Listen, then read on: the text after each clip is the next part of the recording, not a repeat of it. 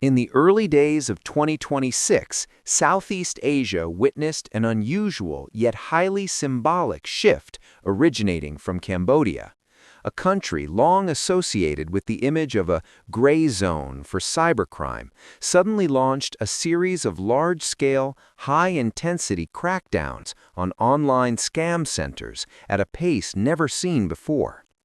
Compounds once considered untouchable were raided simultaneously. Hundreds of suspects were arrested. Machinery and equipment used for fraudulent activities were confiscated, and many individuals who had been unlawfully detained were rescued. A sense of panic quickly spread through transnational criminal circles, abruptly severing networks that had operated smoothly for years. On the surface, these developments appeared to be a positive signal that Cambodia was finally taking decisive action to cleanse its territory of online scams, an issue that has plagued the entire region. Yet, when viewed within a broader context, regional observers could not help but ask why such decisive action had only come now, when the scam industry had existed, expanded, and taken root for nearly a decade. In reality, scam centers in Cambodia are not a new phenomenon. For years, they have been repeatedly exposed by international media, flagged by human rights organizations, and criticized by multiple governments for their links to human trafficking, forced labor, and cross-border financial crime. Nevertheless, responses from Phnom Penh largely remained reactive. Enforcement campaigns were sporadic and limited, sufficient to ease short-term public pressure, but incapable of producing structural change. After each round of inspections, the scam ecosystem not only survived, but reconfigured itself, expanding in scale and sophistication. For this reason, the current shift can hardly be explained by voluntary reform alone. Many analysts argue that the real catalyst did not come from Western governments or international institutions, but from a familiar and deeply influential partner, China. In the opening weeks of 2026, diplomatic signals from Beijing to Phnom Penh took on an unusually firm tone. China publicly expressed deep concern over reports of its citizens going missing, being detained, or forced to work in scam centers in Cambodia. These statements went beyond routine diplomatic language.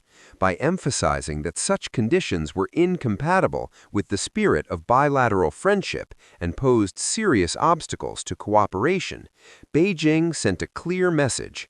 It suggested that China's patience had reached its limits, as the economic, social, and reputational costs were beginning to spiral beyond control.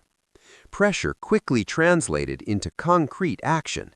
Cambodia stepped up coordination with Chinese law enforcement, launching large-scale and more targeted operations.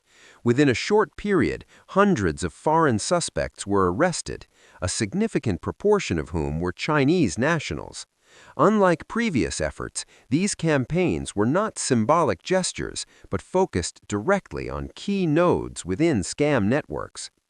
Most striking was Cambodia's arrest and extradition to China of a figure widely regarded as a major kingpin in the industry, an individual with deep business influence in Cambodia, Cambodian citizenship, and complex ties to elite circles.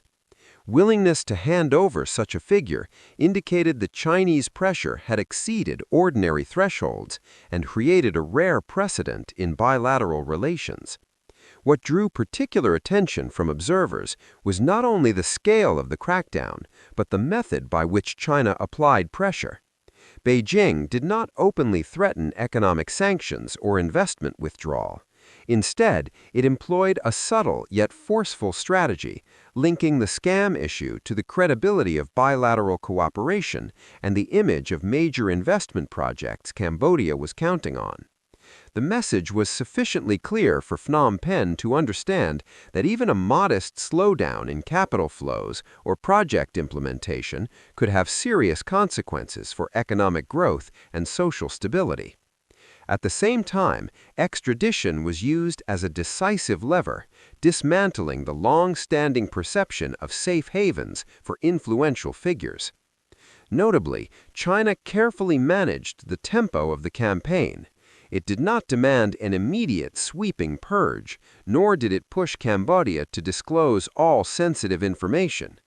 Measures were implemented in phases, strong enough to generate deterrence while still leaving Phnom Penh room to manage domestic considerations.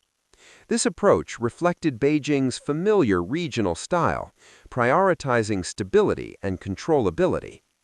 Despite widespread praise, the current crackdown is still widely seen as a response driven by external compulsion rather than the result of internal reform. The long existence of scam centers did not function in a regulatory vacuum. It required infrastructure, financial flows, manpower, and above all, an environment that allowed such operations to persist. As a result, the key question is not how many centers have been shut down or how many suspects arrested, but whether recurrence can be prevented. Experience shows that the online scam industry in Southeast Asia does not function as a single organization, but rather as a flexible network capable of rapid reconfiguration under pressure.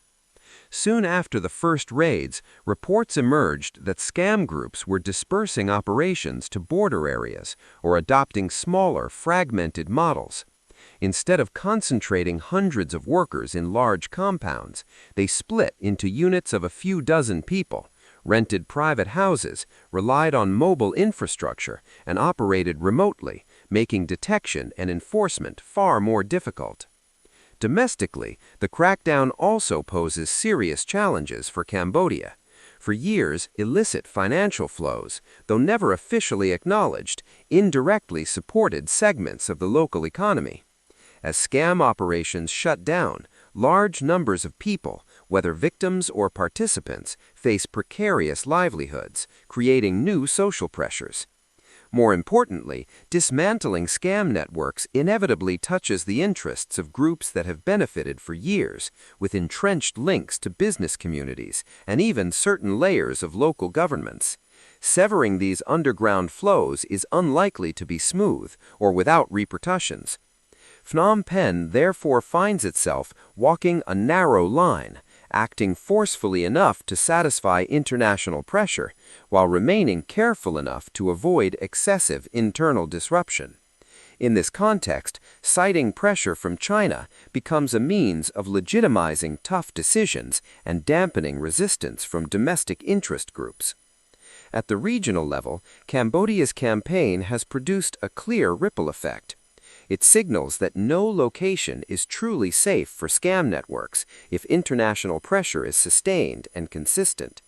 At the same time, it raises concerns about geographic displacement, as criminal groups seek out jurisdictions with weaker governments or exploit poorly controlled border areas. Many experts argue that without close regional coordination, efforts to combat scams will remain piecemeal, tightened in one place only to resurface elsewhere. In this broader picture, Cambodia is just one node rather than the entire system. Overall, the crackdown represents an intersection of international pressure, strategic calculation, and internal necessity. It is not an endpoint, but a new phase in a long-running story about security, development, and regional responsibility. The central question is no longer whether Cambodia will act, but how far it is willing and able to go, and whether momentum can be sustained once external pressure eases. How Cambodia navigates this test will shape the future of scam operations within its borders, also influencing how Southeast Asia as a whole confronts the rise of high-tech transnational crime. Success could mark the beginning of a genuine national rebranding. Failure would mean only a temporary lull before the problem reemerges in more sophisticated forms. Thank you for watching this story. If you found it meaningful, please subscribe, turn on notifications, and share this video. And now it's time to say goodbye. Thank you for staying with Societal Stories.